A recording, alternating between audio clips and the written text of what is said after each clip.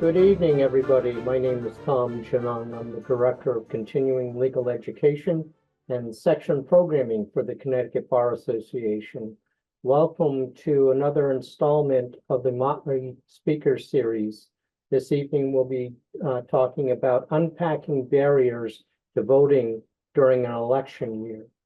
Our speakers this evening are Professor Douglas Spencer, who is the Professor of Law and Associate Dean for Faculty Affairs and Research at the University of Colorado. Lauren Miller, who serves as counsel in the Brennan Center's Democracy Program, where she focuses on voting rights, election interference, and the program's constitutional litigation and jurisprudence initiatives. And William Bloss, who most notably represented 2 Connecticut governors and another constitutional officer in election-related cases, along with numerous statewide General Assembly and municipal candidates, as well as the Independent Party. So without further ado, we are going to go ahead and move on to the program, which is already in progress with Professor Spencer. More than had been obviously previously when voting and representation was restricted to just white people. And what ultimately happened was that, particularly in southern states, Southern Democrats were so offended. In fact, many of them tried to prevent African Americans from being seated in the Senate. And what's remarkable is that there was no popular election for senators at the time. So state legislatures in the South were actually appointing African Americans to serve in the United States Senate. And when they would get there, other Southern Democrats tried to prevent them from sitting. And over time, this political power created a backlash in the South. And this is what led to what we now refer to as Jim Crow discrimination. That while the US Constitution guarantees equal rights in voting, regardless of your race or your color, or your previous condition of servitude, there was 100 years or 90 years between 1870 and 1965 in the Voting Rights Act when there was severe discrimination in voting despite this constitutional protection. And the discrimination came in many forms. So some of the earliest discrimination is in the form of what we refer to as grandfather clauses. Right? The 15th Amendment says you can't have your voting rights abridged if you happen to be enslaved formerly. But there was a law that said you're only eligible to vote if your grandparents were eligible to vote and were not enslaved. And that was a way to prevent people who were newly freed from voting. Those laws were struck down under the 15th Amendment. Then states passed literacy tests that were administered very unequally and particularly targeting African American communities. And those were challenged. Then poll taxes were utilized. And people couldn't vote and couldn't come and exercise their franchise unless they were able to pay a fee. Those were challenged and beat down. In fact, we have an amendment to the US Constitution that eliminates poll taxes. And so in 1965, when the United States Congress ratifies the Voting Rights Act, one of their goals is to stamp out this history of discrimination in voting. And they do so in 2 ways. One is they reiterate the right that's embedded in the 15th Amendment, but in much stronger language in the Voting Rights Act in sections 2 and 3. But the limit of section 2 of the Voting Rights Act is that it's a retrospective provision. Everybody can file a lawsuit, and if you're found to have to prevail, meaning that somebody's taking away your voting rights, the remedy is then to promise that in the next election, we'll do better. But none of the prior elections that existed under these unconstitutional or illegal schemes are overturned. None of the laws that get passed by the people who were elected in these illegal schemes are overturned. And so we see a continuation of this kind of cat and mouse game where you can win an election victory for voting rights, and then in the next election, that particular rule, like a literacy test, is no longer in play, but the state has come up with a new way to prevent you from voting. Now they have a voter registration system. So in order to show up to vote, you've got to remember 32 days in advance to get registered to vote, take a trip to your county. That has particular effects on people who can afford to do that. And so that's instituted. And if that is found to be discriminatory in some way, then we draw districts that are going to dilute the vote of African Americans or Hispanic voters, et cetera. And so the Voting Rights Act, even as it's securing victories over and over, isn't really addressing the fundamental issue, which is that the right to vote's being diluted or denied in many ways. So the Voting Rights Act also included a provision that required several states, the states that had a long history of doing this kind of cat and mouse game, that they had to get permission or pre-clearance before they could change any of their election rules from the federal government. And that ultimately had a massive impact on expanding the franchise and creating more equality in voter registration and voter turnout, and opportunity for voters to exercise their voice during elections. In 2013, 11 years ago, the Supreme Court struck down that provision of getting permission from the federal government, which was the most powerful provision and protection that the Voting Rights Act had provided us. And so what we're left with is the same protections that we've had since 1870. Either a 15th Amendment claim that our voting rights have been denied or diluted because of our race or color, or a statutory protection under the voting rights that says no state shall pass a law which results in the abridgment or denial of voting rights, which is a standard that just looks at discriminatory effects, but in practice, it's very limited in its reach. And so any challenge against an election rule, and we're going to hear about some of these barriers that Lauren's going to tell us about, even if these barriers are found to implicate the voting rights of voters of color, to deny them the right to cast a ballot, or even if they have the right to cast a ballot, to dilute the way the voice of that ballot as it gets translated into representation through gerrymandering and other means. If you file a lawsuit and win, then a legislature that's violated that right has to stop doing that specific thing that has diluted your voting rights. But nothing in that litigation will prevent a state from coming up with a new mechanism. And so much of the debate about new laws and new barriers to voting boils down to evaluating these laws in the abstract, in a vacuum, and saying, do we think these laws are necessary and or effective? And do they follow common sense, and are they a good public policy? And then there's another piece that says, even if they look like reasonable barriers or restrictions on their face, do they seem like the kind of law passed by a legislature that has a history of moving the goalpost and saying, this is the rule, and if we get struck down, then this is the rule? And so that's a little bit of the background and context that I think leads to a lot of the controversy and debate around current barriers to voting. Not just that the laws themselves may be effective or not effective. How effective is a voter ID law when the kind of fraud that it's supposed to stop really is non-existent? But that's separate from evaluating a voter ID law as a vestige of literacy tests and poll taxes and something else. And so different observers of our election rules are either going to view current attempts in this historical pattern, or they may try to evaluate these current barriers on their own. And so as we listen now to what's been happening in Connecticut and around the country, I just wanted to have some of that history on your mind so you can think about that in your own kind of in your own conscience as you're evaluating what these laws are that have been passed. So I'll throw the baton to Lauren.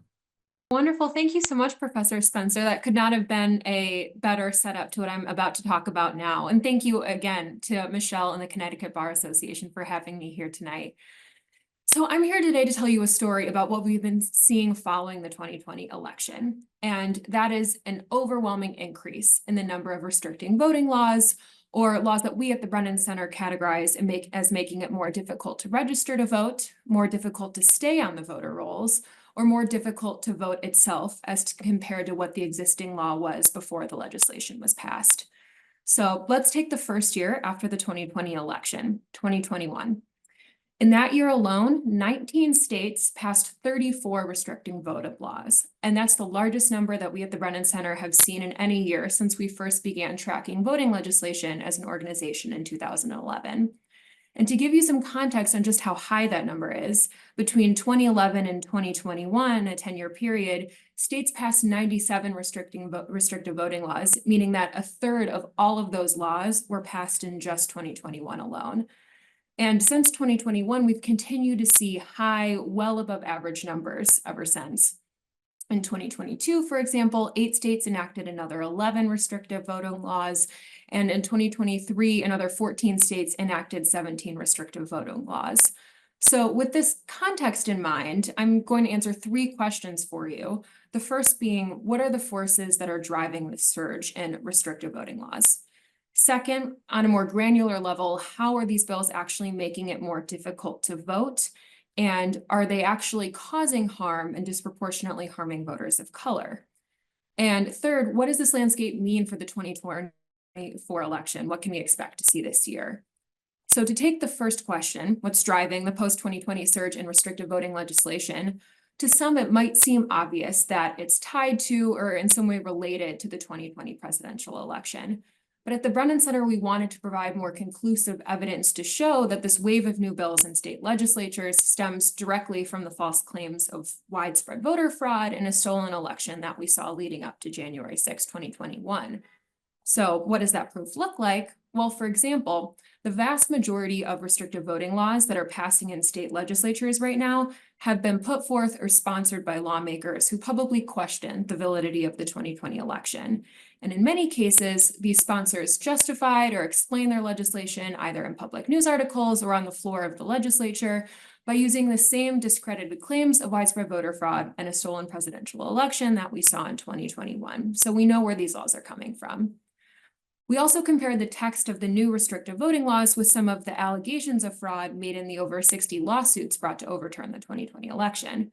And again, like clockwork, the same false theories of widespread voter fraud, ballot irregularities, and conspiracies made in those lawsuits resurfaced with really remarkable specificity, almost identically, in the legislation that started popping up in 2021.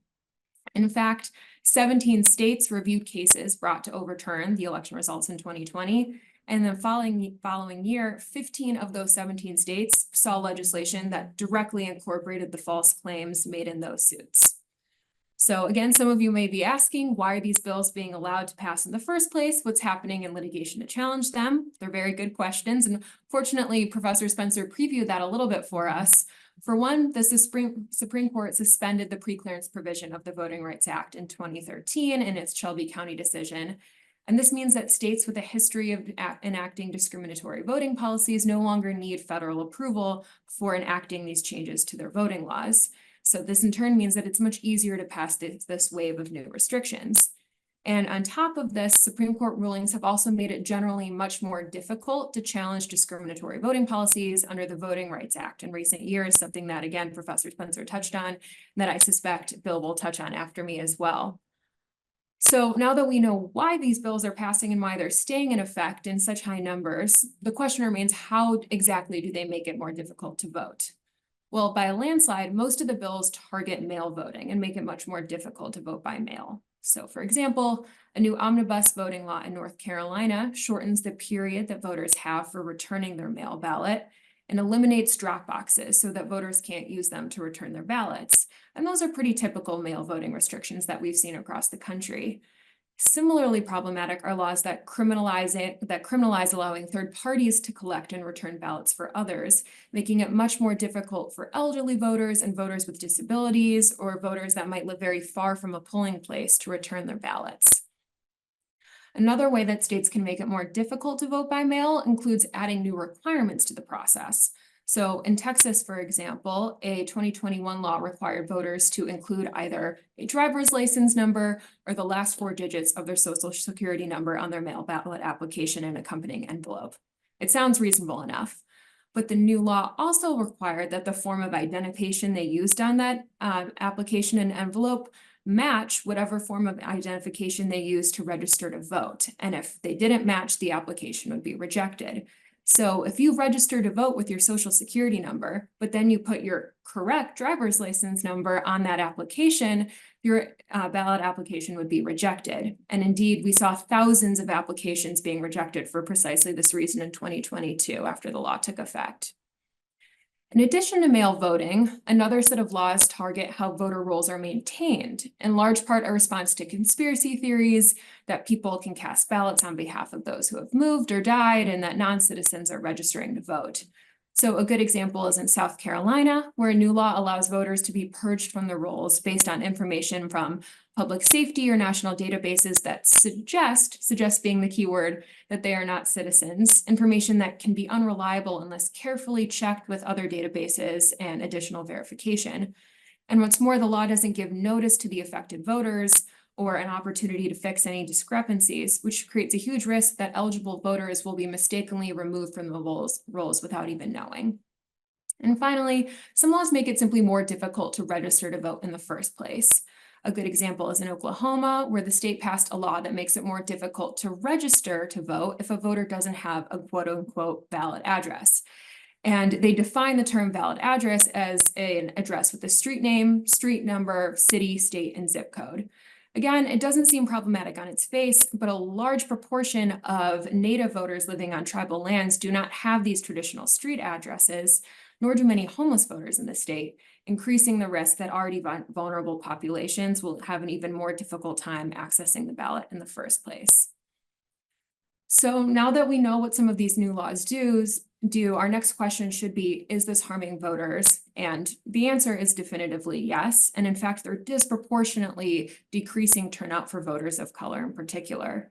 To give you a specific example, after Texas passed its new mail voting ID provision, we saw, as I said, thousands of applications and ballots being rejected as a result, but Latino, Asian, and Black voters were at least 30% more likely to have their application or mail ballot rejected than white voters.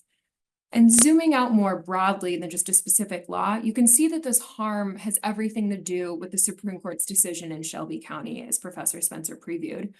A new report that we just put out at the Brennan Center shows that in the states that used to be covered by the preclearance provision of the Voting Rights Act, and therefore are now able to, as they were not before, to pass restricting voting laws without approval, the gap in voting rates between white voters and voters of color has grown by 11 percentage points since 2012. That's almost twice as fast as similar parts of the country that didn't used to be covered by those preclearance provisions. And this means that hundreds of thousands of votes by voters of color are being lost every election, and in significant part due to restrictive policies that shouldn't have been allowed to pass in the first place. And we know that even a fraction of that number can make a huge difference in a close election. So looking ahead to November, what does this surge in restricted voting laws mean for this year's election? Well, voters in 18 states are going to face totally new restrictions on voting that weren't in place in 2020. And voters in 27 states are going to face new restrictions that they haven't seen in a presidential election year, but they may have seen them at least in a 2022 midterm election. So as a result, with all of these new restrictive and potentially confusing laws floating around, turnout this year is really going to depend on how election officials and advocacy groups can help voters get in front of and navigate these restrictions.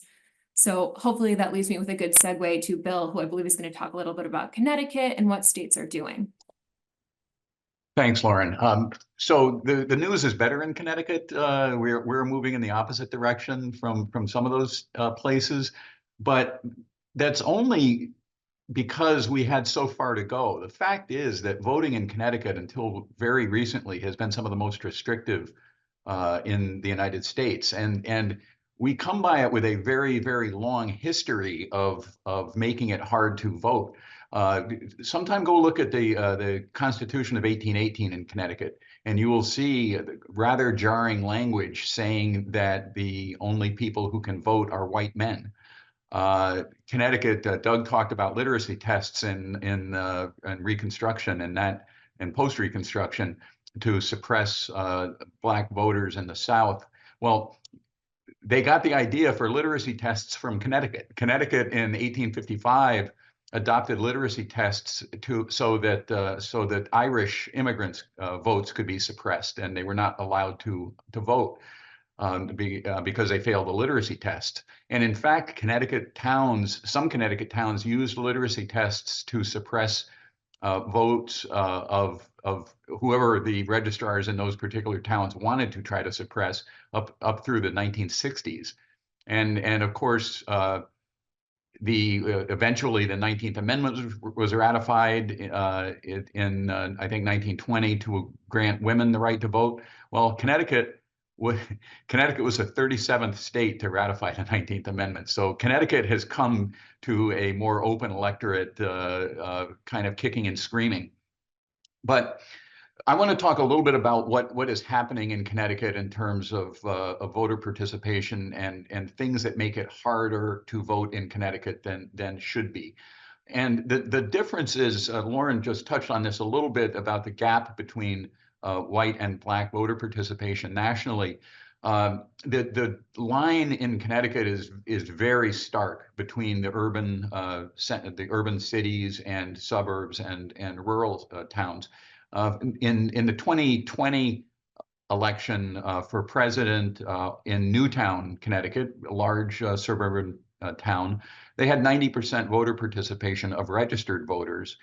That means only 2,000 registered voters in Newtown didn't vote. Well, in that statewide, the average was a little under 80%. But in Bridgeport, it was 71%, New Haven, 66%, New London, 54%, and Hartford, 50% of registered voters. And so that doesn't even figure in the number of eligible voters who didn't register and so aren't counted in those statistics. But the fact is, just between the three largest cities, over 75,000 eligible and registered voters did not vote in the 2020 presidential election. That's plainly enough to swing statewide elections. It was even worse in the 2023 municipal elections in Connecticut. Hartford, 13% of registered voters voted. In New Haven, 24%, Bridgeport, 20%.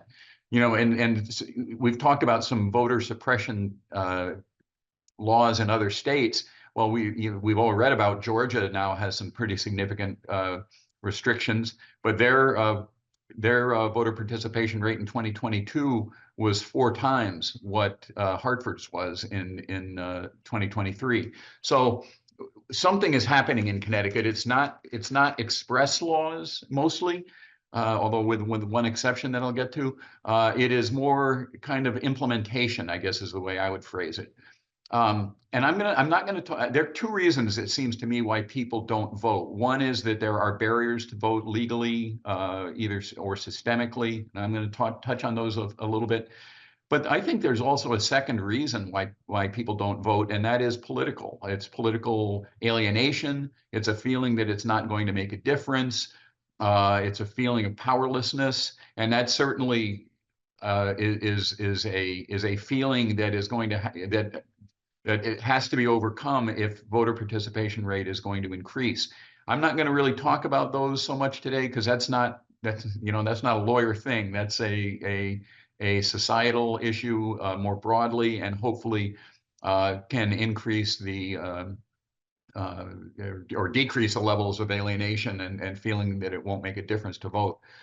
So voter ID in Connecticut should not ever be a problem. But I think some people think it may be a problem, that they read about voter ID rules in other states, and voters think that, well, I don't have the right kind of ID, so I can't vote. Well, the fact is that unless there's a federal candidate on the ballot, all you need is a photo ID or a Social Security card or any pre-printed ID showing name and address, or you can even sign an affidavit and be allowed to vote without any ID at all. And then there'll be a check to make sure that the person is registered. If there's a federal candidate on the ballot, the rules are a little bit different. But even then, a utility bill is enough, a bank statement, a paycheck, or a government document with address. Now, I think that one problem with ID in Connecticut is that the poll workers don't know the rules. I just as an experiment one time 10 or 12 years ago, I tried to vote in my town and said that I didn't have an ID. Well, the clerk, the volunteer assistant who was administering the voting place said, "Well, you have to have an ID." And and he knew who I was. I was the Board of Ed chair in my town at the time, and so it wasn't exactly a secret. And I probably was registered to vote, and there's my name right there in the voter list. Well, but if I hadn't been a lawyer, I wouldn't have been able to get to vote. I would have just turned around and walked away. And how many times does that happen in New Haven or Hartford? There's no way to know. Nobody keeps track of that. I think from doing election cases in Connecticut over the years, I think one of the biggest problems is simply how hard we make it to vote in the urban centers, and I mean that in terms of long lines. I mean that in terms of parking problems, and inadequate staffing levels at particularly some of the urban voting places. I've never waited in a line to vote in my life. More than 2 minutes. Well, there was an election not that long ago in Bridgeport where people were waiting for 45 minutes or an hour to vote. And that's just unacceptable. It's intolerable. And you can't blame people who say, look, I've got childcare issues. I've got to get to work. I've got to, that I'm not going to stick around and vote. So one way to fix that is more staffing. And that obviously takes money, but I'm firmly convinced that would help ease voter participation issues particularly in the cities. It's hard to get staff right now to work in election cases. There's more pressure on them right now. The level of threats is unprecedented. There is a bill kicking around right now in the General Assembly that would provide greater protection for election workers. And also, by the way, prohibit guns from being brought into polling places, which seems like a pretty good idea to me. We'll see what happens there. When I talk about maybe better training helping, training of election workers in Connecticut is tremendously decentralized. It is literally town by town. The Secretary of State, historically anyway, and we've got a new one, and I think we're still kind of waiting to see how it shakes out. But historically, the Secretary of the State in Connecticut has taken a kind of a hands-off approach to election administration, saying that it's up to the towns to administer elections. While that's true, there can be, I think, a greater leadership role, and particularly with training with the Secretary of the State's office. So one way, Lauren talked about states cutting back on early voting. Well, there was nothing in Connecticut to cut back because we never had early voting and up until the last presidential primary in March, where it was the first election where it has been implemented. But now for the November general, we will have early voting. And at least on paper, we were one of the last 3 states not to allow early voting. So, this land of steady habits thing dies very hard. There will be early voting for the general election from October 21st through November 3rd this year. It's going to be 10 to 6 p.m., except on 2 days. It's going to be from 8 a.m. to 8 p.m. It's good. I'm still a little bit concerned about it for a couple of reasons. One is that the people who used early voting in the presidential primary, again, it was a much higher percentage in the rural and suburban towns than it was in the cities.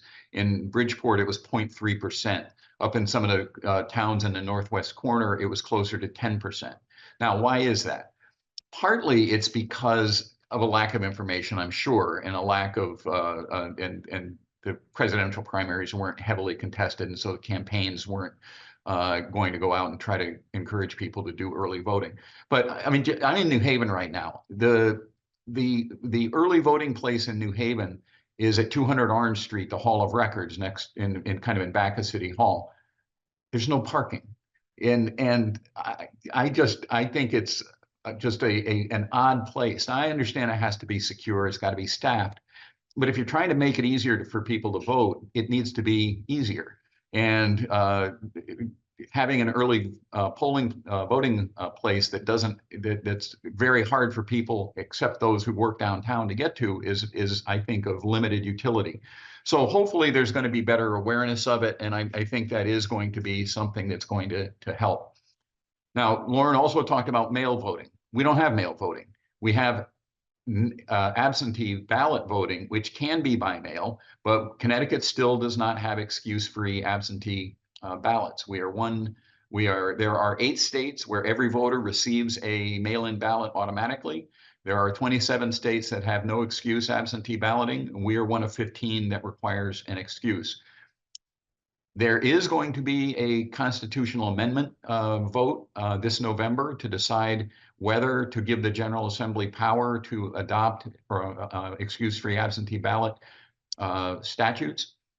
There is, from the Bridgeport case, I think it's clear that there are some concerns, at least there, about implementation of absentee ballot programs and whether there is ballot harvesting and whether that should be legal or not. I haven't seen any polling on the constitutional question, but if that would effectively mean that there would be mail voting in Connecticut. I think another thing that hurts to some very difficult to predict level is we haven't done a really great job with consistent and speedy enforcement of election laws. The State Elections Enforcement Commission is grossly underfunded. It also kind of suffers from what I think historically have been some mistakes in setting priorities. They've been much more involved in kind of auditing citizen election fund applications, and then they have been in looking more aggressively at things like absentee ballot issues. I would expect there's going to be some changes in both their funding and their priorities, but I think that's an issue. There has been one of our former secretaries of state, Miles Rappaport, has floated an idea that there should be mandatory voting. There is mandatory voting in some countries. There is not anywhere in the United States. To say that I'm skeptical that a mandatory voting proposal would ever pass in Connecticut, I think is an understatement, but that is at least an idea that's floating around. Most democracies, by the way, voting day is on Sunday when theoretically people are more available. I think the bottom line in Connecticut is we are getting very, very close to the end of the limit of what we can do statutorily, the limit of what we can do in terms of administration of the election laws, and the real issue is going to be turned over to the political arena, and it's going to be increasing voter interest and reducing voter disengagement. So, Michelle, that's what I have, and so we can proceed. So I have a lot of questions for everyone, and there are a couple of questions in the chat. Going back to what both Lauren and Bill have talked about, you both raised this very interesting question or topic about the divide among both, the racial divide in voter participation, but also divide by rural versus town and city. I wonder historically if maybe if Doug could start us off and talk about if there's any data on what voting participation looked like demographically, say in the period preceding 1965 and then maybe after until now. And if there's anything else we can do to kind of reduce those divides. Who wants to start? Don't all jump at once. Well, Doug, if you know the numbers or have a thought about the numbers, that may be a good place to start. I don't have hard numbers. I will say that the rural and urban divide's really been the primary dividing point for voting rights. Historically, we've had migrations of population, and you'll see that places where discrimination is happening tends to follow where minorities live. So in places where minorities are heavily concentrated in rural areas, then you see challenges. You see a lack of access to county centers for getting registration or getting voter IDs, or you'll see states closing down their DMVs in rural areas where they think there may be an impact on voters of color. But as you know, there's been a more highly concentration of race and ethnic minorities moving into city centers. Now there's challenges in running elections there that directly implicate them as well. In particular, precincts are more heavily populated, so long lines form. So the kind of technology that's used leads to more ballot rejection rates. You have fewer polling places and things like that. So I don't have hard numbers on voter turnout rates in rural and urban areas over time, but I will say that at least the way that we've seen discrimination play out against voters of color, it's followed this trend along rural and urban divides historically as well. The numbers are really pretty stark in Connecticut. Hartford, 13% in the municipal is I think that's the lowest I'm familiar with, but even it's unusual to get over 30% in municipals, whereas in smaller towns it can be more like 60 to 70%. So there is, to the extent we are making it harder for people in urban centers to vote, we are that way suppressing votes of people of color. And I will add as well that what we certainly know, regardless of any history on the city versus rural divide, is that right now, at least in the United States, if you are a voter of color, you are far more likely to face longer wait times across the board. And that's based on self-reported wait time data that we had in 2018 and 2022. And I think, Bill, you alluded to this too. At some point, there's only so much states can do. And a lot of this will rely on as well on federal legislation. And we got very close to passing that federal legislation recently, but some sort of a federal floor that will help solve some of these barriers is also necessary.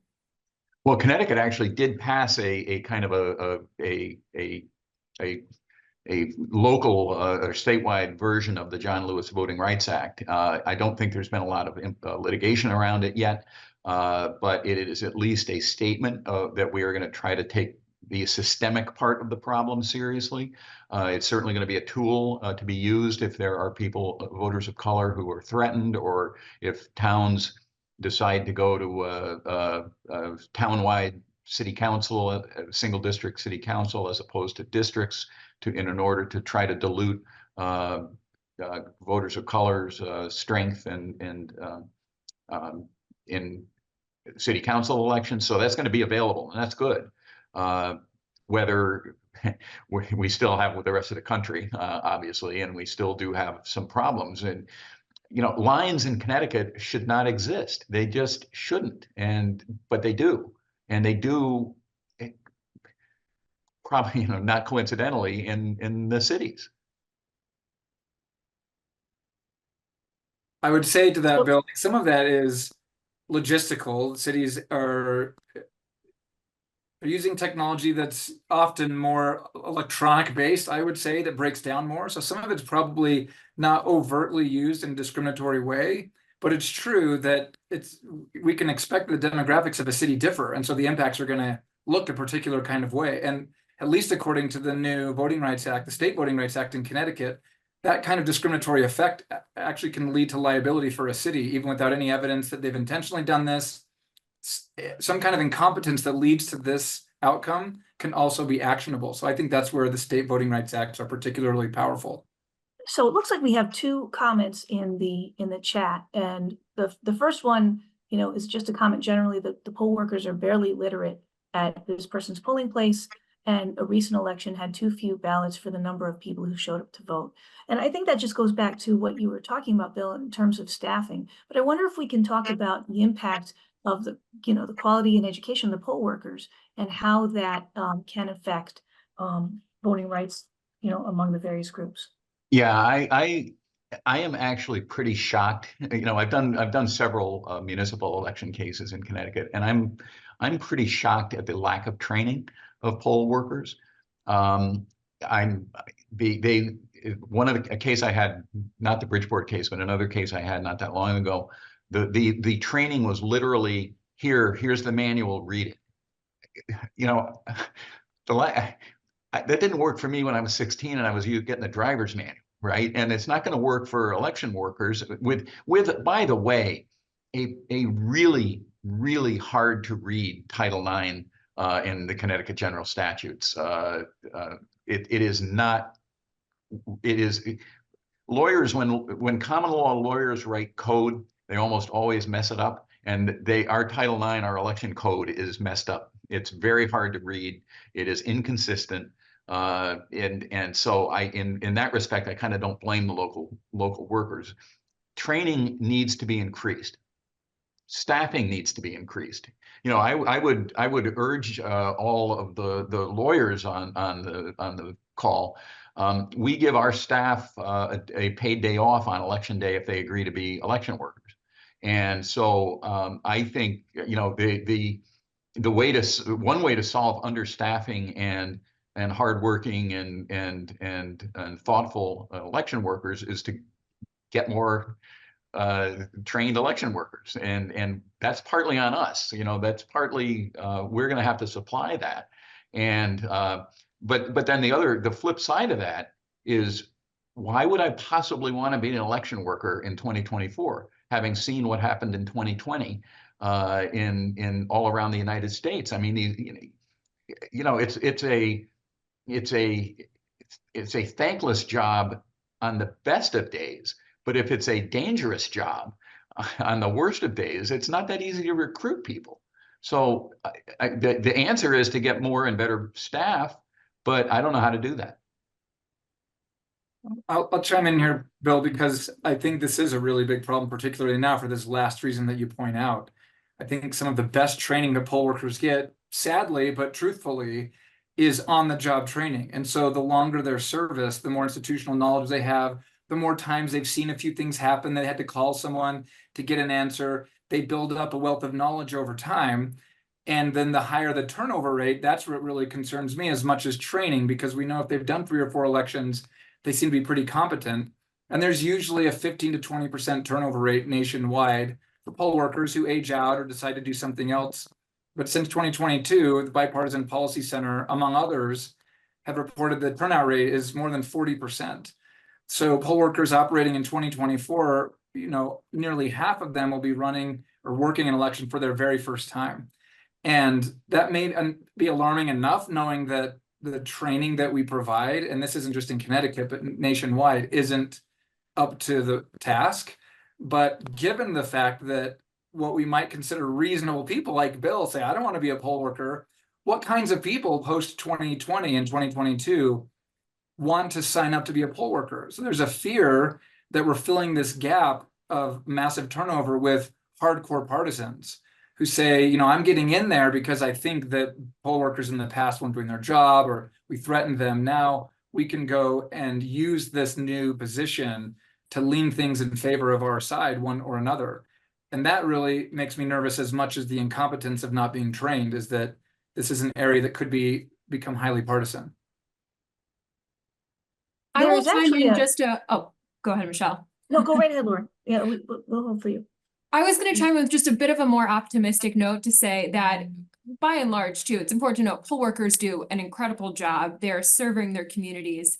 And to kind of show a testament to how effective training can be when done well, in 2022, we saw a new and perhaps alarming threat of the idea that those who were skeptical of elections or election deniers were trying to recruit fellow election deniers as poll workers with the idea of disrupting elections and sowing chaos. And in fact, what we found happen with election officials is that they said once election skeptics were trained, they actually realized how the process worked and didn't have that same skepticism about elections anymore. So when done well, which so many states already do, it can actually be a really effective deterrent in preventing election chaos. Well, and I should add, the cases I'm seeing are elections where there's been a problem. So I'm not seeing the 99% of towns or polling places where, you know, everybody is trained up to date and there aren't problems and there's nobody challenging it. So I will concede that I'm looking at it from a perhaps a bit of an imbalanced perspective. On the other hand, while resources are available from the Secretary of State, and I think the current Secretary of State, Stephanie Thomas, is making a strong effort to try to ensure that local workers are trained. Historically, it has been pretty sporadic in some towns that have led to some problems that wind up in court. Right. I'd say we have the benefit of having some registrars of voters here in the panel who've like made comments, and I've seen a couple come in from Kara Gately. I hope I pronounced the name correctly. One comment that I totally agree with is the resilience, I think, of poll workers writ large in this country. When I think back to 2020 and January 6th and kind of the residue of that entire election, there are a lot of people behaving poorly. And I think people who looked really good, I think courts did a really good job of doing the job that they were supposed to do and making factual determinations and looking at things coolly. And I think election workers and the election administration system really held up well. There was a lot of pressure on people not to certify votes. And those citizens were up to the task to certify the votes they were supposed to. And I think to your point, Bill, yes, there are going to be some issues here and there, but I think by and large, the poll worker kind of pool that we have in this country has been remarkable. And that's one of the reasons that we don't, I'm nervous about what it could turn into. And I don't know yet that there's a lot of evidence we've seen partisan hacks, but a lot of this turnover has happened since 2022. And so this is kind of coming up for the first time in an election where I think the election administration apparatus is going to be leaned on heavily again to do the right thing under heavy pressure and hope that we have people of character doing that job, which we have in the past. Yeah, I don't think that's I don't get any feeling that that's a big problem in Connecticut or is likely to be a big problem in Connecticut. Could it be somewhere else? I mean, I don't know, maybe. Well, we do have a number of comments and kind of going to the question about whether, the resiliency of poll workers and what an important job that they do. There is a question that says, does it make sense for states to increase the pay for poll workers? Can states mandate a more comprehensive training for poll workers? It's very hard to recruit poll workers who've got to spend the entire day at the polls. And can poll workers perhaps split the day with other poll workers? I'm not sure how it's done in other states. Does anybody have any information on that, or as to whether or not, paying poll workers, recruiting them differently might make a difference? I can tell you that in a lot of states, there are mandated training requirements, and that's something that's been updated in several states since 2020 as well. And some states do also have in their statutes that poll workers can split their days and have provisions for substitute poll workers and flexible arrangements. Something that a lot of states do as well is allow high school students to serve as poll workers with approval from their school and parents. So that's another great avenue for recruiting more people as well. I mean, it is asking a lot to, our polling hours are 6 a.m. to 8 p.m. and you have to get there early. You're supposed to get there at least by 5:30 is my understanding, or at least that was the evidence in a case I had in Hartford a few years back. And then so you really, that's a long day. I'm sorry, that's a long day. And if you're doing that in a city where there's maybe 1,000 people that come through the polling place or more, that's just asking too much, I think. And so splitting, I think, is a good idea if you have the numbers. And that's my understanding from talking to clients in the registrar, voter, and town clerk area is that they don't want to have to work from 6 a.m. to 8 p.m., but they just don't have enough people, or at least in some towns, don't have enough people. So we have another question from the chat asking a slightly different question. Ellen Van Dyke would like to know are there any efforts to push the Voting Rights Act? And are there any efforts being made to make voting a national holiday? Is that something that could be lobbied? Because low-income workers just are not able to stand in the long lines in minority communities because they might have to go to work. And, again, that might be something that's related to the racial voting gap that we've been talking about so far. Doug, you probably know more nationally about what's going on. There have been efforts strong lobbying efforts to move election day, either to make the first Tuesday after the first Monday for a federal election, make that a holiday, or to move voting to a weekend, or to move it away from a regular workday. And it's never succeeded. And I don't know that it's for lack of lobbying. I think there's pressures from groups that think is going to benefit one side or the other. So it breaks down into these partisan battles that seem really silly to me. Then there are counter arguments. Okay, if you make voting a holiday, and people will just travel and they'll just take advantage of it, which also, okay, people can do what they want, but at least we're providing this opportunity. And then sometimes it's wrapped up. So making voting a national holiday was wrapped up into this HR1, this big voting reform bill that was going to reform campaign finance rules and create matching funds. And it was going to make voting a holiday, and it was going to make early voting easier. And it was this big omnibus election reform bill. And in some ways, by including it in that big omnibus, I think the thought was, hey, if we get all these good reforms passed, it could be one of them. But then because it was a part of a bigger bill that died, it lost its traction as a standalone issue. I will note that we can blame Congress all we want, but states are running their own elections all the time. Primary elections, special elections, school board elections. And states could also make their own voting days holidays, or they could put their own elections on weekends. And they don't. Sometimes driven by what we were just talking about. You've got to staff them. So you're going to ask people to come in on the weekend now and be a poll worker.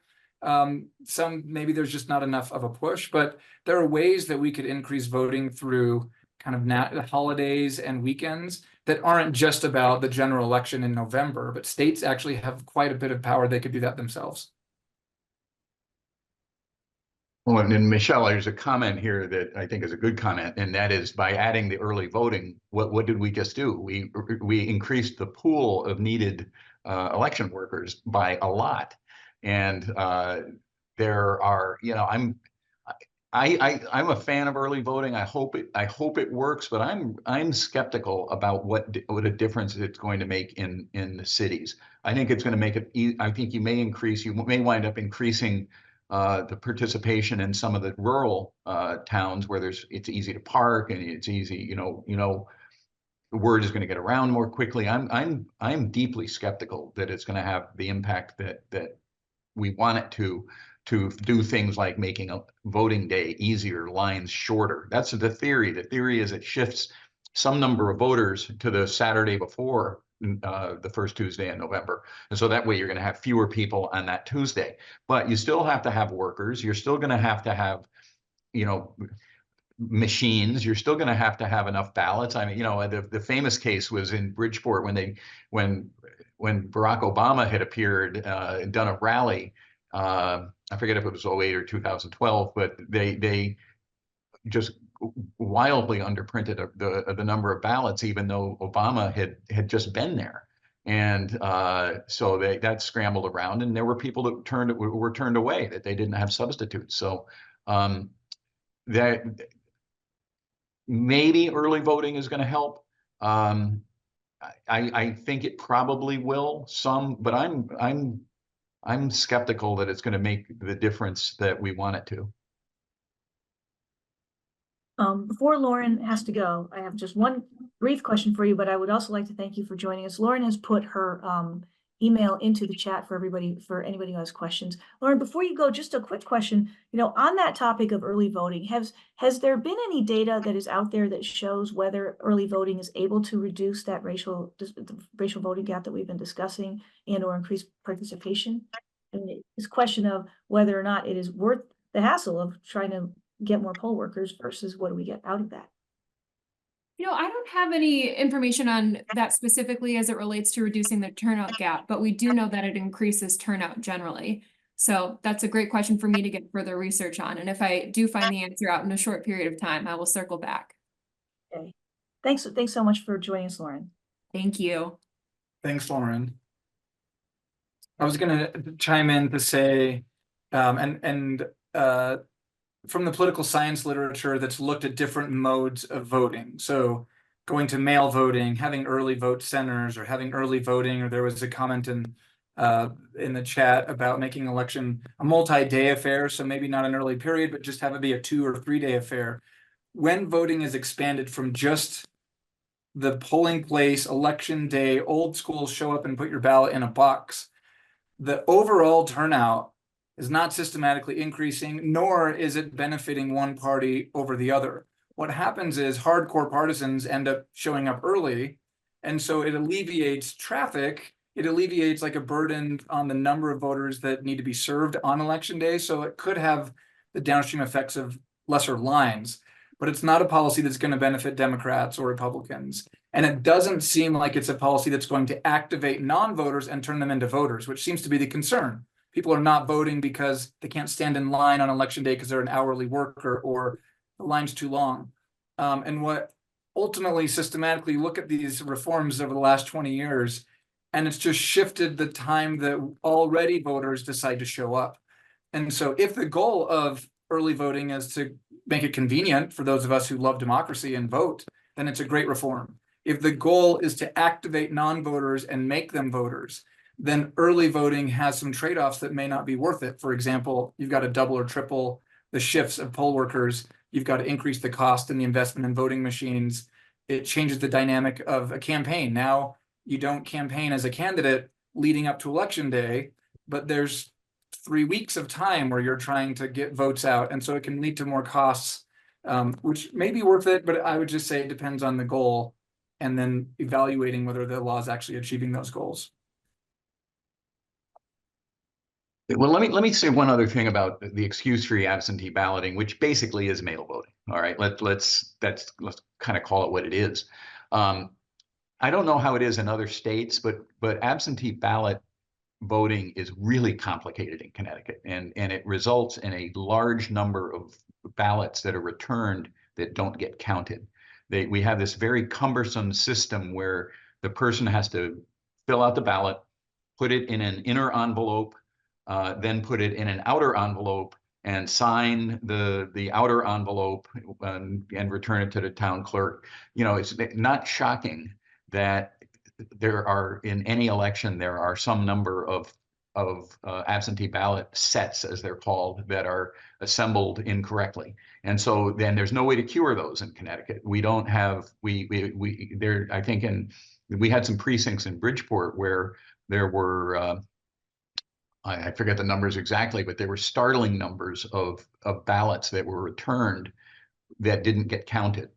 That is going to be an effect of a mail-in system, that unless we have a cure provision where the clerk contacts voters to say, well, you know, you didn't sign in the right place, do you want to resubmit, because we're not going to count this one. Well, and that's just another another burden on election workers that, you know, I'm a little, it's interesting that we've got some ROVs and others in town government on the call. But I mean, I'm pretty sensitive to not loading up, you know, election workers right now. They're in a difficult spot. So I was struck, you know, when we voted back in the 2020 election, I think there was a lot of discussion about electronic voting, internet-based voting. I think it was about in Washington State or Oregon or someplace out there. That to me sounded like a way that A, it could be rife with problems, you know, since things get hacked, but B, it could be a way to solve at least access to voters and deal a little bit easier with the problem of having to get so many poll workers. You know, notably, however, I have not seen that get any kind of traction since that time. Is there any thought about, you know, perhaps moving to a more electronic based type voting system where people can vote, you know, subject to a whole lot of verification from the convenience of their home? Is that something that is worth exploring, or are there problems that we just, you know, that have come up with that as a policy? You know, I would say electronic voting is a classic public policy problem. There are huge upsides, but it's incredibly expensive. And so what we've done in this country is implement electronic voting in a problematic way. So the upsides of using electronic machines are it can provide the ability for disabled voters to vote. Whether you can have headphones that read the ballot to you, or whether you're severely disabled and you can puff and sip into a straw and actually have your vote recorded on your own and giving you that autonomy. electronic voting machines also can provide ballots in multiple languages instantaneously. And that's a huge benefit in places with large language minority groups, particularly urban areas. The problem is that these machines are so incredibly expensive. So, and you look at some of the cost reporting on this, to get one electronic machine, it's somewhere in the neighborhood of $8,000 or $10,000. So you might have one of those in your polling station. But if you want to buy an electronic scanner and you pop up some privacy booths that cost like $50 to get a pack of 3, all of a sudden you can have 10 or 12 voting stations in your polling station, and then you can process voters at a much higher rate. And so this is one of the reasons that we do see breakdowns in urban areas. It's more likely they'll be using electronic machines, but electronic machines, the power can go out. They can have a glitch in a way that a paper and a pencil doesn't. And then that can lead to long lines. And even if things are functioning well, there's 1 or 2 polling machines per precinct, and that's just not enough. So either we invest millions and millions of dollars to do this, or we follow the advice of the computer scientists who say not only are there concerns about hacking, but the most secure way, both because there's no learning curve, everybody knows how to fill in a bubble with a pencil, we've done it since 1st grade, learning how to touch the machines or turn the knobs takes some learning. It's actually just safer and better for people to use paper ballots with pencil or pen, and then run those ballots through scan machines. And Scantron machines, then you have physical ballots for verification and fraud audits. And in some way, the best isn't the most expensive or the fanciest, but old school paper and pencil can be the most secure and the best. So any thoughts about that, Bill? Since you have, recently had to deal with Bridgeport and all of its problems with a variety of different ballots, any thoughts about, paper and pencil, Scantron versus electronic voting machines, anything like that? Yeah, I haven't heard anybody really talking about electronic voting in Connecticut. I think it's really unlikely. I mean, we've come a long way in not very many years opening up the process. Whether it's going to work or not, I think is an open question. But I think we're not ready to go to electronic voting. And I think and personally, I would oppose something that didn't include a paper ballot. I think I agree with Doug that they're fairly or unfairly, rightly or wrongly, and I have an opinion about whether it's rightly or wrongly, there is a lack of confidence in the electoral process, in the voting process right now among a large part of the voting public, and I don't think going to pure electronic voting would do much to remedy that lack of confidence. So I don't think that's a realistic answer. Okay. We have another question in the chat from Garrett Flynn, who says, when measures are proposed to combat voter fraud, they're often opposed by people who say voter fraud is rarely attempted and presumably less than the margins that determine elections. But isn't that argument undermined by the close margins of significant elections, for example, Florida in 2000, and clearly documented voting abuse, like Attorney Bloss was able to establish in Bridgeport? Shouldn't the tolerable level of voter fraud be 0? That is an awful lot to unpack. Bill, do you want to start? Yeah, sure. Yeah, sure. I will say that, I've been doing this in Connecticut for, 40 years, doing election cases for 30 years. There is nowhere that I think even anecdotally has the level of issues with absentee ballots that Bridgeport has had historically. I could have written my brief in that case only using Superior Court and Supreme Court cases coming out of Bridgeport, with one exception. I needed a West Haven case, but other than that, they're all from Bridgeport. So does that mean? I think Bridgeport is going to be used as a reason for people to campaign against the excuse-free absentee balloting constitutional amendment. Whether that's fair or unfair, I'm going to leave to other people. But it is going to be used, but to the extent shouldn't the tolerable level of voter fraud be 0? Of course. Anytime there are people engaged in misconduct under our election statutes, there should be consequences. Here's one thing, and I mentioned this when I was talking earlier. One problem that we have in Connecticut, and we have to acknowledge it, is that our enforcement mechanisms here are not. I don't know what the problem is, But we are still investigating at the Chief State's Attorney's Office misconduct that was reported by Judge Stevens in the 2019 municipal mayoral election involving some of the same people that were involved in my case. So 4.5 years, or yeah, 4.5 years to investigate between elections enforcement and the Chief State's Attorney's Office to determine whether there is misconduct is too long. It's just too long. There still has not been any public notification of any consequences from the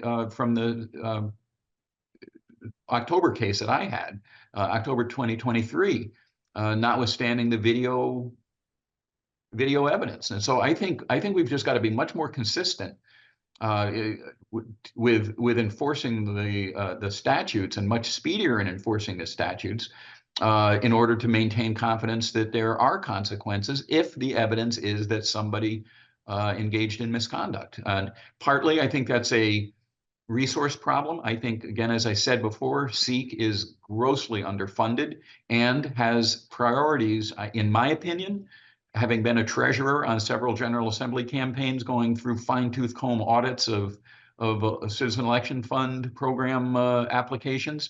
They need to, I would urge them to spend more time looking at things like absentee ballot misconduct than making sure that all the applications are done to the penny. But I don't know whether that's going to happen. Yeah, I've got two thoughts about this. I think this is a really fantastic question, Garrett, and I think it really cuts to the core of the debate in the election law community and the voting rights community for the last 15, 20 years even. And the two thoughts that I have are, one, I really think that a lot of opposition to measures that are promoted by preventing voter fraud are really about the fit of the law to the problem, more than pretending that there's no problems with election at all. So for example, in Colorado, we have a county clerk who let people from a national campaign into their secure rooms to look at the motherboards and the computer files of our scanning machines in a way that should never happen. And so that was a really big breach. And I would call that fraud in some way. Now you're going to allow elections people to have access to the security codes to get in these voting machines. And the concern was, oh, that's a big problem. We need to have voter ID. And so I'd say, why do you want voter ID law to address that problem? You know, or maybe you find there's people who work for a campaign or who are poll workers who are stuffing ballot boxes, or at the end of the election day, they're filling out blank ballots and putting them in there. That's a big problem. And if you respond by saying, well, let's get rid of drop boxes because that's where the fraud is. So I think a lot of it is really just the mismatch of the law that's proposed and the harm that is motivating that law. And sometimes there's a massive disconnect. The other thing that your question kind of reminds me of is the way that we think about crime, right? Shouldn't the tolerable level of crime in this country be zero? And the answer is yes, of course it should be zero. But there are trade-offs. So people are going to tag and vandalize places. We could get rid of that if we had millions of police officers walking around the streets, but we've made a decision about trade-offs. And one of those is, whether it's true or not, we can make sense of our criminal laws based on a principle that we think it's better that, you know, a guilty person goes free than that an innocent person goes to jail. And that drives a lot of our rules of evidence and some of our burdens of proof and things like that, whether true or not. We don't have that kind of a consensus in voting rights. So when you create a law to prevent voter fraud, there's also a risk that it will create a barrier that will prevent somebody who has the right to vote, who's kind of innocent in that way, and they'll be prevented from exercising their fundamental right. And we're trying to balance that. And the question is, do we ratchet up the protections so high that we're guaranteed that there's no fraud, but at the risk of disenfranchising lots and lots of people who have their God-given right to vote? Or do we keep the barrier so low that everybody who has that right gets to exercise it at the risk that some people who shouldn't be voting do? And we've got to find that sweet spot. But I don't think there's a consensus that we think it's better for some person who's ineligible to vote to kind of get their ballot in there sometimes, because we really respect everybody who has the right to vote being able to exercise it. Some people think that's the case. And other people say it's worth disenfranchising some people who deserve to vote, as long as we're preventing everybody who doesn't deserve to vote. And that's a balance that policymakers must strike. And again, it really comes down to being careful and matching the reform to the harm that you see. And when that happens, these laws get passed and there's usually not a lot of consternation. But when you introduce a voter ID law to combat poll worker incompetence, I think that's really when you see people start to complain really loudly. Well, and it came up in the Bridgeport case. We should do away with drop boxes, right? There was a group of people that suggested that. The problem in Bridgeport was not drop boxes. The problem in Bridgeport was partisan campaign workers harvesting ballots. Had they not used drop boxes, what would they have done? And I think we saw this in the second primary. You just slap a stamp on them and drop them in a USPS box. So it's I think it's going to be hard to legislate out of that particular problem. But there is one thing I think that Garrett mentioned, which is, people say, the voter fraud is very rarely attempted and presumably less than the margins that determine elections. I think that we saw in our 2020 elections, all of the investigations that were done, at least as reported in the media, there were certain, cases where they found irregularities in a variety of different locations. But what they found overall was that those weren't enough to turn the election. So I wonder if you can talk about, a little bit more about what that balance is, because, we hear all of these, big scary things about voter fraud, and it becomes this really big thing. But we don't really talk about what that really means and how much voter fraud there has to be out there for elections to be affected. And we're talking about these relatively scary things like, stuffing the ballot boxes and, the poll workers that you mentioned, Doug. Is that really something that is happening every day? I don't want our listeners to go away thinking that all these things are as rampant as some people might think. Well, so I'm gonna give you an answer that probably nobody is gonna like, or that any, depending on what side of the partisan divide you're on, you're gonna like what part of what I say and you're gonna dislike part of what I say. It is true that in Bridgeport in 2023, there was evidence of ballot harvesting and misconduct by campaign workers that led to Judge Clark ordering a new primary. The process worked, the system worked, the rules worked. Now here's the other side of the coin. That only happened because there was a whistleblower within the City Hall complex who provided to the campaign, one of the challengers' campaign, a couple of minutes of video showing one of the campaign workers doing the illegal ballot harvesting and dropping him in a drop box. Had that not happened, and we didn't get the rest of the 2,100 hours of video where we saw all of the other instances that are all over the internet now, that would have there would have been no consequence to violating the law. We would have never known about it. So I think the hard thing, Michelle, is we know what we know, but we don't know what we don't know. And so do I think that there's a huge, I'm just going to talk about absentee ballot harvesting. Do I think that there's a big problem with absentee ballot harvesting anywhere in Connecticut other than Bridgeport? I do not. Why do I think that? Because the numbers aren't there. If you look at the numbers of people who vote absentee in Hartford, or the number of people who vote absentee in Branford, or the number in New Haven, or wherever, it's not that significant, and it's almost always outside the margins, and the numbers always are pretty close to the numbers for the in-person voting for the candidates on election day. So this is I'm not going to deny that there's a problem, but I don't think it's a systemic problem, and it's not a throw the baby out with the bathwater problem. It's also just a challenge conceptually, because you're never going to be able to prove the absence of something. And so you can say voter fraud is very low, and a response to that is, well, just the stuff you know.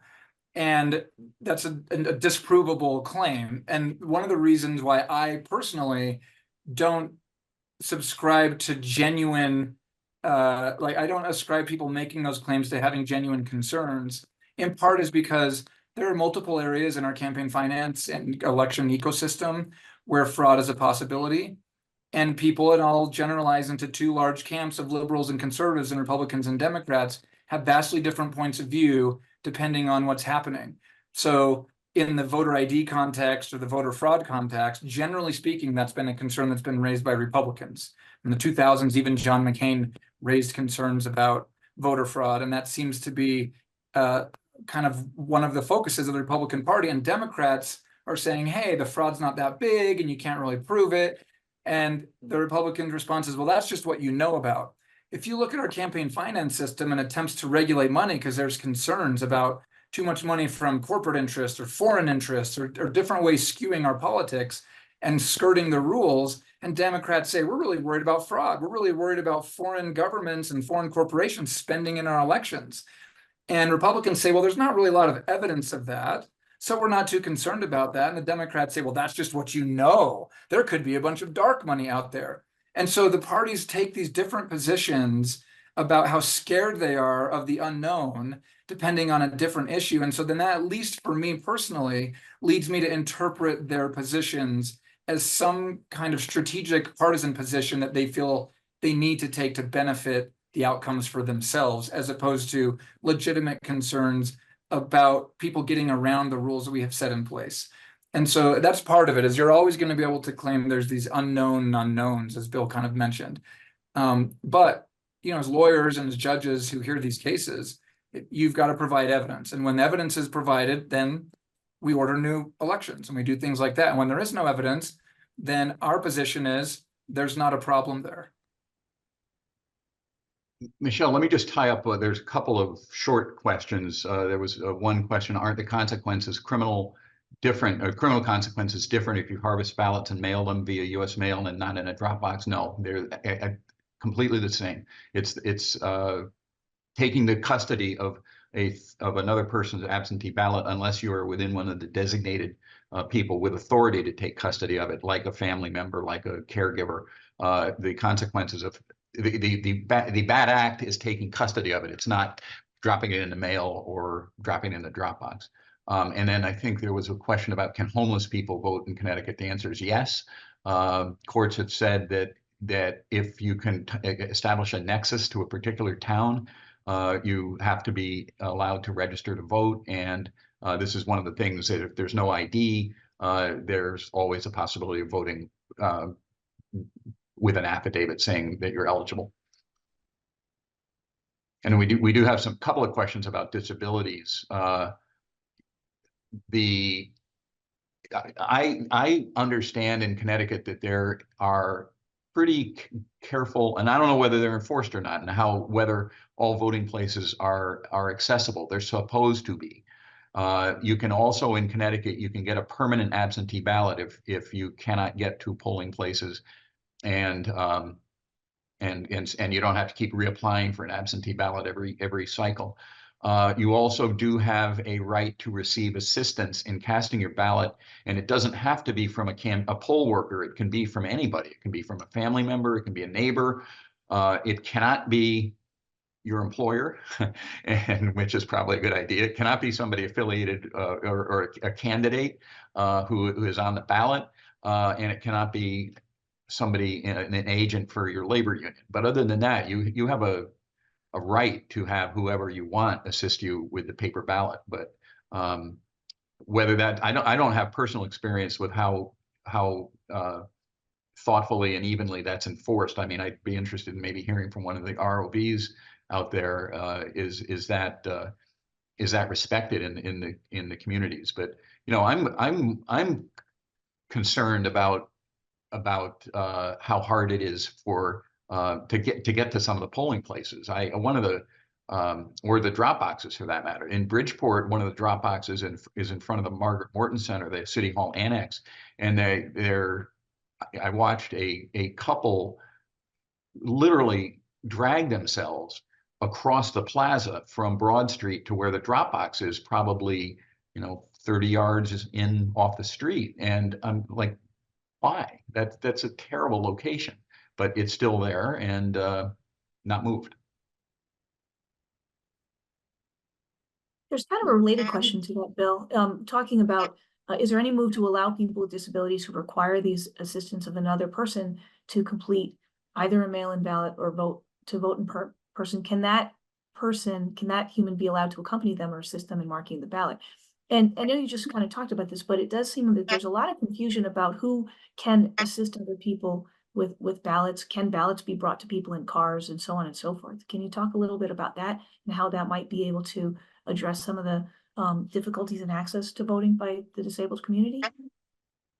Well, a person, let's say the person wants to vote absentee, and a person can have, and say the person's blind. You can have your daughter help you fill out the ballot. There's nothing wrong with that. That's not illegal. You can give the ballot to your daughter to bring back to a drop box or to drop in the mail. That's fine. What is not fine is having campaign partisans involved in the process. That is the ballot harvesting that led to the new primary. So I'm guessing. Again, I don't have a lot of experience with this specifically. It hasn't come up in any of my cases, but I'm guessing this is much more of an implementation and training issue than it is a policy issue. I'm guessing, but again, I would defer to the ROVs on this. Doug, do you have any thoughts about that in terms of making polling more accessible to voters? Because like Bill, you just mentioned about absentee ballots, but supposing somebody wants the experience of coming to a polling place, and what do you do in that instance? Well, it needs to be accessible. And I think, I'm pretty sure, I'm thinking about my town. I voted in 2 places in my town. They're both accessible. One of them's kind of hard, it's a long slog.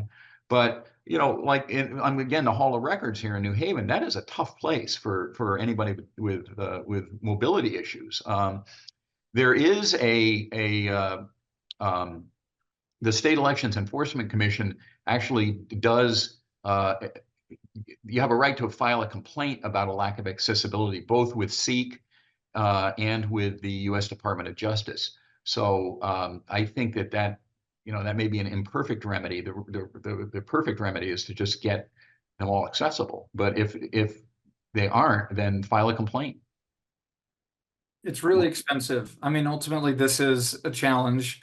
I think there's several comments coming in the chat that, having assistance in voting is helpful, but not the ultimate goal. People want to vote independently, maybe privately, have the autonomy of their own selves, expressing that and participating as a civic, like member of the political community on their own.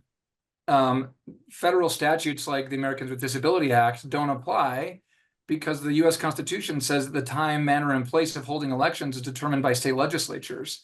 And so this is an issue that even with federal regulations, states and localities have ultimate authority over doing this. And my guess is that, yes, it's maybe driven by policy, maybe driven by training, and a lot of it's driven by a lack of investment in our election infrastructure. We don't spend a lot of money to get state-of-the-art machines. We don't spend a lot of money investing in our poll workers. We certainly are investing a lot of money to make our voting machines and our polling places accessible. Basically, we're doing the best we can on a shoestring budget. And so it has to be a level of commitment that this is a high enough priority to invest the money to ensure independence at the polls. And if that seems, I think, a fundamental right. And so states should be taking this more seriously. But the sad truth is that states can barely get people to show up to be poll workers in some places, or have enough technology that's functioning on the day of, given their resources. And some states were taking grants from Facebook last time. There wasn't enough money. That pushing it to a next level of being accessible and safe and fair, it just will require more investment. And some states are just not willing to do that. And that needs to be addressed. Well, and this is something I think in Connecticut that the Secretary of the State can help with towns do better training on what accessibility issues there are and how to address them. If the problem is in lack of familiarity with some of the technology, I mean, that's at least in the abstract easy to fix because you just get some training on the technology. But it does need to be a priority, and that you need to train on anything that is going to allow somebody to vote in the way that they want to vote. So we have Sarah Gailey responding, as a registrar of voters, stating that accessibility is a big concern.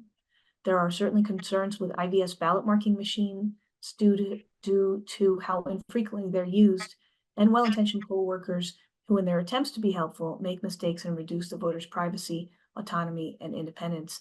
They do have poll workers trying to use the IVS machines in training. Not sure that all registrars of voters do. Poll sites are often older buildings, not always ADA compliant, and accessible parking also is often an issue.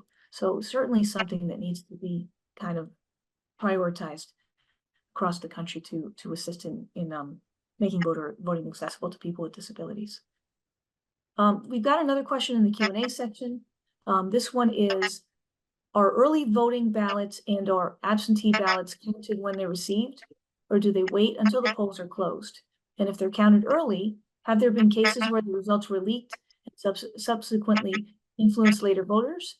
Have studies been done that even publicity about the number of early voters might affect the turnout volume on election day? Well, I can answer for Connecticut. In Connecticut, they are stamped in by the town clerk when they are received. They are not counted until after the polls close. However, there is data that's available to the campaigns as to how many people have returned absentee ballots and whether they are, and the campaigns would have information to know whether they're Democrats, Republicans, or unaffiliated. So I know in some states like Georgia gets a huge early vote and mail-in vote, and that data, who they voted for, is not counted or released publicly, but the data as to how many Democrats or how many Republicans or how many unaffiliated has certainly been publicized. Whether that has been studied to have an impact on a subsequent election, I haven't heard that, but maybe Doug, you have some information.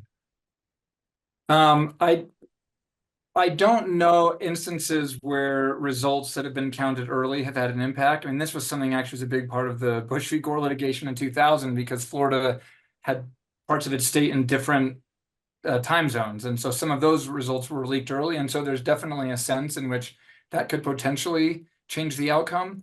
But states vary wildly in terms of their ability to count or process. Almost every state is permitted to process their ballots, as like Bill said, before election day as they come in, which helps to avoid a big backlog. This has been some states that don't allow that, then are creating a known problem for themselves.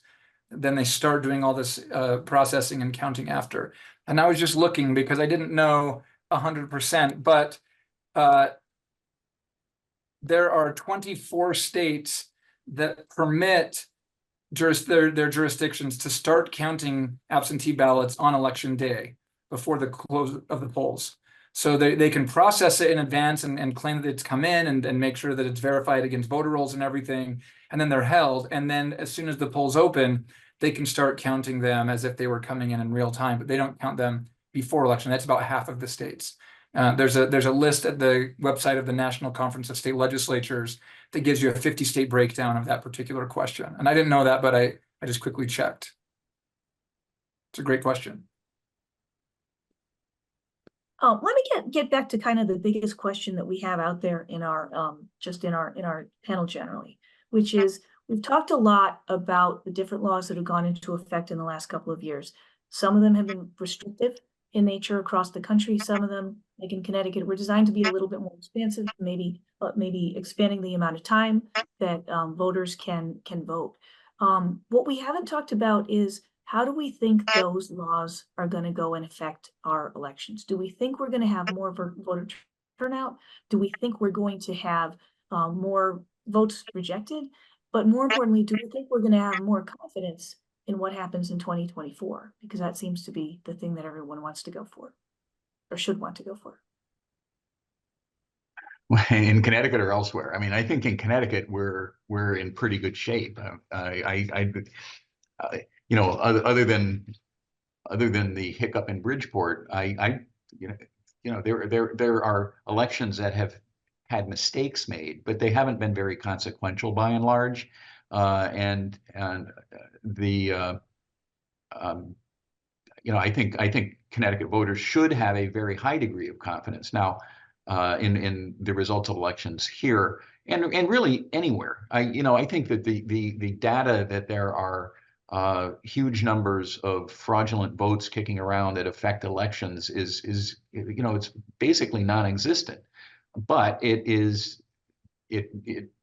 doesn't inspire confidence when we have issues like the Bridgeport situation. I understand that. I am not exactly skeptical, but I am not as optimistic as some people about what early voting is going to mean, particularly in the urban centers.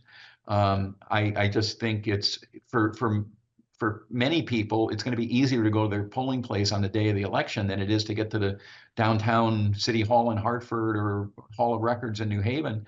And when they live out in Beaver Hills or Westville or Dixwell, I'm skeptical. And the numbers from the presidential primary aren't pointing in the right direction. When you've got 0.3 in Bridgeport doing early voting, and 10% of some of the northwestern Connecticut towns. So I will see. The campaigns are obviously going to do a better job than they did for the primary to try to encourage people to vote early. But I'm taking a wait and see, Michelle. I don't know. One of the most provocative articles in political science this last year came out of Connecticut. It was some political scientists at Yale who evaluated all of these reforms across every state in the last 25 years, I think. And basically their conclusion is the actual effect of these reforms that are pitched as major reforms, election day registration, early voting, no excuse absentee balloting, mail-in voting completely like we have in Colorado, really have the very, very marginal effects. They're not impacting elections for better or worse. They're not, the restricting them is not suppressing votes in the millions, and expanding them is not opening votes up. We're talking about minuscule percents of percents systematically. Obviously, there are some cases where there may be something different. But so I don't know that this kind of global reform, some are getting stronger, some are getting weaker across the country, is going to have some kind of systematic effect on overall turnout. I think the turnout will be driven more by how much the issues are driving people's concerns about things. Are we talking about Gaza? Are we talking about abortion? Talking about the economy? Are there concerns about Trump or Biden, their age and their politics? Those things stand to drive turnout at a much higher rate than any of these policies. The second part of your question is, do I think these policies will have any impact on people's confidence? And the sad truth is, I do not think so. I think people's confidence in elections is driven by two things. One is their own personal experience. If you go to a polling place and you're treated well, then your view about the election and its security goes up quite a bit. This is shown over and over and over and over surveys and studies all over the country. The second is, how do the losers behave? When losers concede and say, I accept the outcome, they're implicitly acknowledging that the election was fair and operated in the correct way. And the belief and the confidence that people have in the legitimacy of our democratic institutions is driven at least as much by the losers of elections as it is by the winners. And so if we have responsible candidates who say, I tried my best and I lost and I'll come back and fight another day, I think confidence will go up.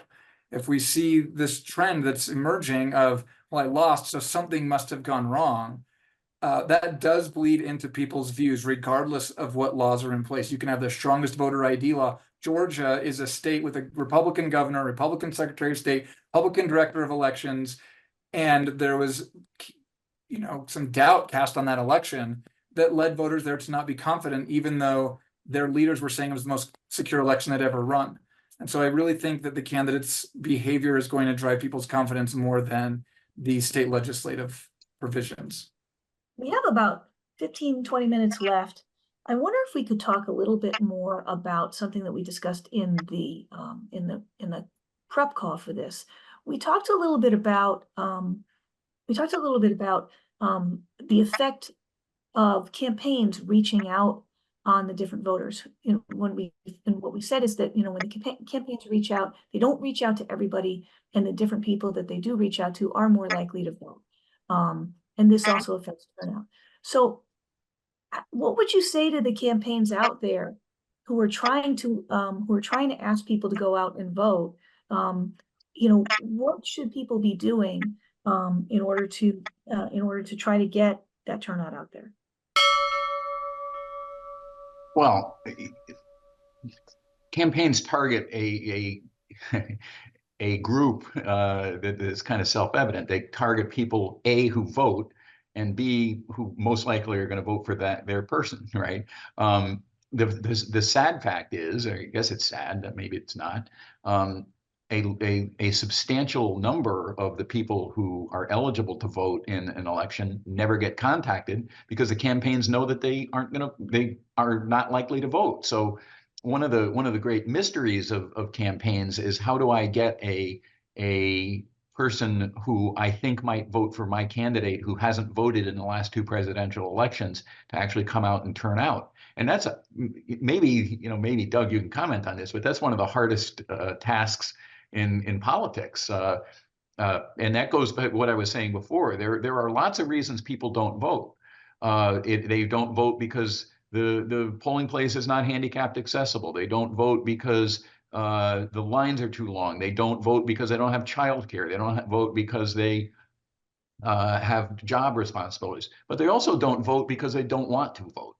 And for those people who are disaffected, that's one of the biggest puzzles in electoral politics. And how do you reestablish that faith, that desire to get out and participate? I'm not running campaigns anymore, so I don't have a good answer. Well, to diagnose the problem, it's, if we look at the electorate now, the people who turn out to vote are not reflective of the underlying population. They generally are whiter and richer. And if you have campaigns who are relying on this data that says, here's who we think is going to turn out because we're looking at the past. So then campaigns reach out to the people who've participated in the past. Then they're perpetuating this cycle that's leading to, you could call it passive voter suppression. Like, you're not actually activating people. But it's unfair at some level to ask campaigns to go and waste their money on contacting people that aren't going to turn out to vote. And their job that we have set up in our structure is for campaigns and parties to win. You get the most votes, you get all the power. That's what we've structured the system. So it's hard to blame the parties for operating within the system that we've given them. There are other ways that we could construct a system that might let parties feel a responsibility to promote democratic equality or freedom and liberty as opposed to win, right? If your goal is to win, then you have 2 equally valid strategies. Activate people who are going to vote for you, suppress people who aren't going to vote for you. And both of those are equally valid for the goal of winning. But those are not equally valid for the goal of creating a healthy democracy or an equal democracy. And so what are ways, and I don't know the answer to that. I think states try different reforms. Maybe we give campaigns money based on the number of people that they contact or based on the number of people that voted for them last time. I don't know, some way to incentivize their interest in getting money and winning with being more equal, but they're not. And so the result is that we have an electorate that's unrepresentative, and the people who are kind of marginalized and don't really view politics as the way to resolve their differences because they've never talked to someone running for office, they become further and further marginalized because no one's ever going to talk to them in the future. And if they don't vote, they're not contacted. If they're not contacted, they don't vote. And what we do know, and this is again political science literature, people are far more likely to vote if you ask them to. It's not a guarantee, but it's not sufficient, but it's necessary. You need to ask somebody, I want you to vote for me, and here's why. And so I do really think this is one of the biggest challenges of promoting democratic equality, where people actually get an equal say. One is we want people who have a difference of opinion not to go to the Capitol building and break windows, but to go to their polling place and cast ballots. And they have to feel like the election is the place for them to resolve their disputes. And for them to feel that way, they have to feel a part of that system, and they don't. And so, again, I just will say I can double down on the diagnosis that this is a major problem, and it has really unfortunate effects, both with respect to the voice of racial and ethnic minorities, but not just their voice. What is the alternative route for them to express themselves if it's not through elections? It's going to be something else, street protests, maybe violence, something else. And that's something that does concern me as we start to see heated up rhetoric and polarization in this day and age. So is there anything you think that maybe the towns, cities, states could be doing to speak to the voters who haven't come out? For example, we talked a little bit about poll workers. If you go into a polling place, just like if you go into a courtroom and there's nobody who looks like you, are you likely to go to that polling place in the first place? Are you likely to stay? Are you likely to participate? Are there any other things that we could be doing to try to increase voter turnout and decrease the racial gap that we've experienced over the last however many years? Well, one thing we do here is we have, well, to a degree, we have automatic voter registration through the motor vehicles department, and that's a good thing. That at least means that speed bump has been dealt with. But no, I think it's I don't know that it's a government problem or a town problem that the town really is going to be able to effectively somehow break this cycle of lack of non-participation and continued lack of attention from the campaigns. I don't know how it would be done, and unfortunately, and Michelle, it's been like this for years. This isn't like a 2024 problem. I mean, this has been a problem for a long time. People who don't vote, and people who do vote and wind up getting the power that comes with voting. So I don't know that. I mean, I can think of a couple of examples, like Stacey Abrams in Georgia probably broadened the minority voter pool in 2018, leading to 2020. That's the only kind of example I can right off the top of my head think of how the pool was expanded. But that took a lot of money and a lot of work and sharp organizing. And I don't see a lot of that happening in Connecticut from either side, honestly. And I think to drive that point home, Bill, Stacey Abrams didn't win. Oh, that's true. I think if you could show that reaching out to underserved communities and expanding the electorate could be a winning strategy, then that's going to be an easier sell to other candidates. And I will say, I think John Ossoff in 2020 actually continued the Stacey Abrams approach. They had a very unique approach where they were paying people who hadn't voted before. They said, we want you to post in your social networks how important voting is. And then they saw people turn out that were at a very low income categorization. And they did win that special election, the Ossoff campaign. So it's possible, but it seems like an uphill battle. And something that Bill mentioned before is people don't vote for a variety of reasons. And we don't really know that. So I think, Michelle, you mentioned maybe having poll workers that are more representative and more inviting could get people out. But I think if registrars or local towns had more of their pulse on the finger of why people aren't voting, if it's because they feel disconnected from the political community, then those are the exact kind of people we need campaigns to go and talk to. But if they feel like they're just too busy or that the polling place is too far away, well, then that's going to require a different intervention. And so I think one of the things that local jurisdictions could do would be try to find out a little bit more about what it is that's preventing the people who don't vote from voting, and then tailor some responses to those specific concerns, because it won't be a one size fits all, and different towns may have different issues. And I do think that's something that we lack detailed knowledge of that would be worth trying to gather. And Michelle, there's a question about in Connecticut cities, doesn't the lack of a viable contesting party affect voting? Of course it does. Sure it does, particularly for municipals. In the cities, the primary is the general, effectively. I think there are a couple of solutions to that, to the extent they can be called solutions. There could be, like in Bridgeport, the challenger first, when he lost the Democratic primary, had already qualified to run on the independent party line. And so there was a more contested than would-be election between a Democrat and a Republican when the challenger was on the minor party line. I think minor parties actually are an underutilized resource to try to broaden competitiveness. Now, it may not change turnout, but it may broaden competitiveness. The other solution to to single party dominance in any town, whether it's rural or urban, is to have more regional government, which I think is highly unlikely to happen in any of our lifetimes. We used to have counties here that had a little bit of administrative responsibility, but Connecticut, we've got 169 towns here, Doug, and we don't have any county government. There is no representation above municipality for at least, putting aside the General Assembly and Congress, and it is a very town by town setup that we've adopted here, and if as somebody who was on a school board for 20 years, whenever somebody starts talking about regionalization, I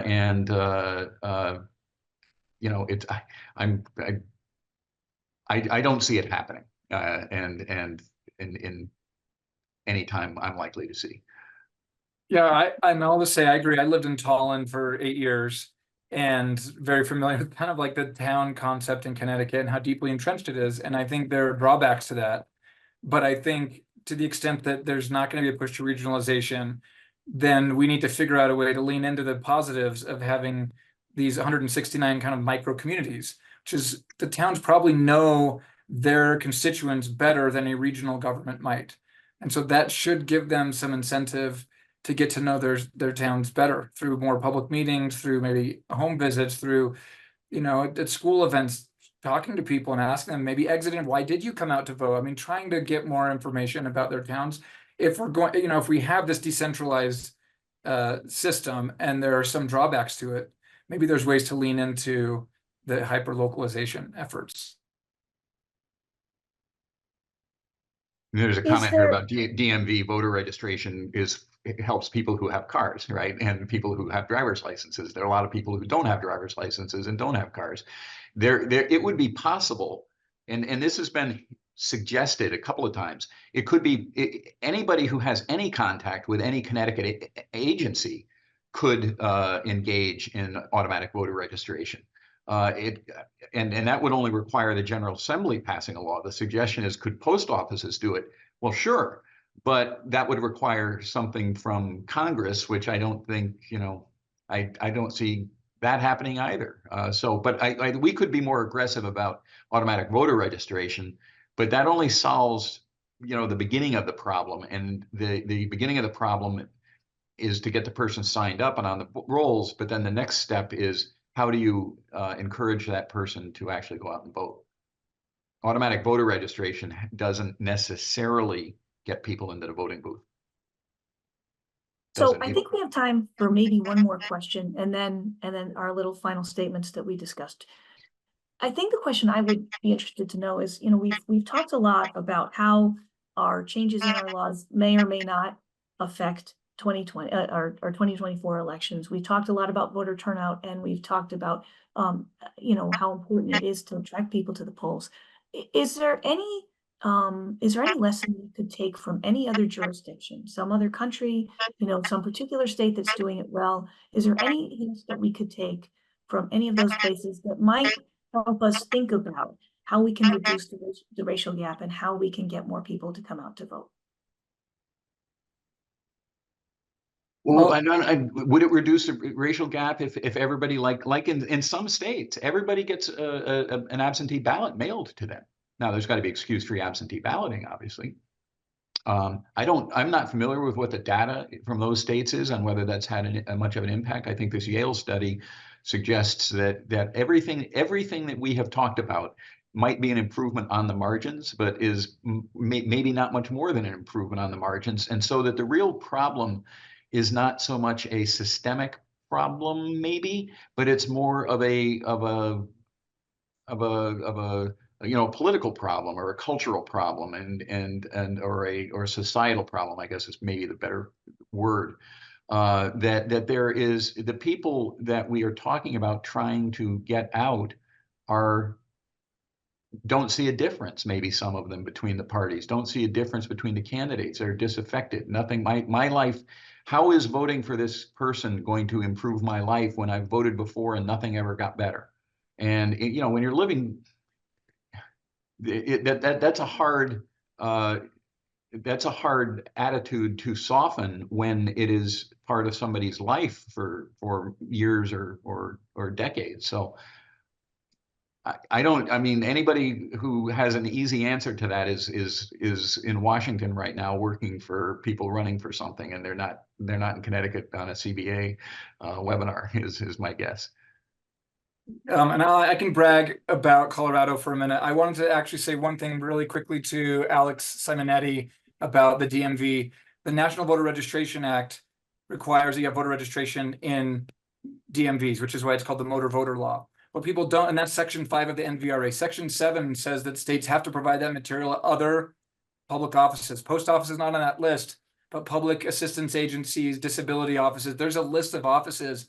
Most states are not in compliance with it, and there's actually litigation, and states lose routinely, and then they try to provide this. But it should be, there is a federal statute that's supposed to provide this voter registration information at more than just the DMV. Going back to Colorado, we have all mail-in voting. We get a ballot in the mail, even if we don't request it once we're in the system, and then we mail it in.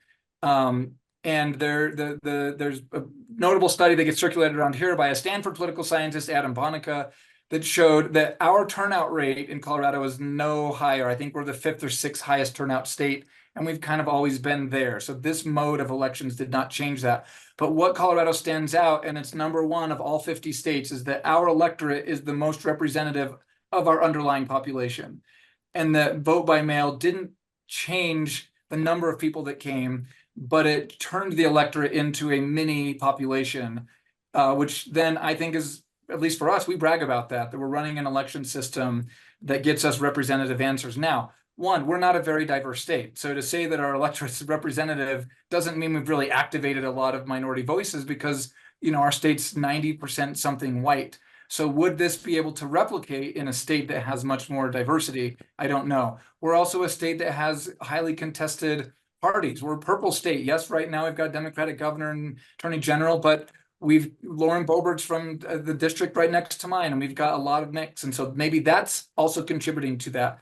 But certainly this idea of making voting, reducing the barriers and mailing voting out, of course, presuming you have an address, it has changed the electorate to be more representative, even if it hasn't really seen the overall rate skyrocket. And so I think it's worth exploring. If only a few states do this, whether it could be replicated in states that have different underlying political dynamics, you'd see the same outcome.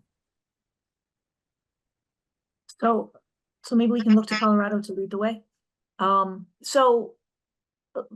There's one last question I would like to answer, which was this program going to be available to interested persons in the future? The answer to that question is that registrants will get, it was recorded, and registrants will get a notice once it is available. So go ahead and look for that. I think this is about all the time that we've had. I'd like to ask our two remaining panelists to just, give us a little, share whatever last thoughts you'd like the audience to go away with. Bill, let's go ahead and start with you. Sure. I think, from my doing 25 years of election litigation in Connecticut, I'm quite confident about one thing, and that is that in the overwhelming majority of the cities and towns in Connecticut, elections are run by competent people and run fairly. And I don't have any doubt or skepticism about the results of elections. I think there are some things that need to be tightened up. I've made my views clear to the General Assembly about that.